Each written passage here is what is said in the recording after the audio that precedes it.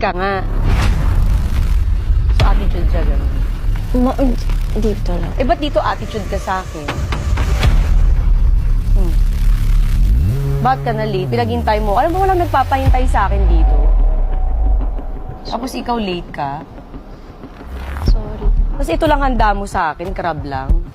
Sabi nila madaming food, di ba? Naku, ano bang vlog to? Kakaloka, ano? Puchi-puchi. Ano ba to? Pau. Sorry. Akala rin talaga namin mukbang.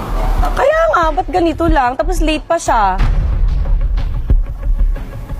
Ayun, kung na ito palabas, ha? Nairita ako. Opo. Diba? Kahit di mo promote yung rewind, wag na lang. Ha? Opo. O ba't naiyak ka? Hindi ako. Nakakainis pa. Gawin mo magandang setup nito kasi nag-effort ako. Pumunta ako sa mall, di ba? Ang dami kong kailangan asikasuhin.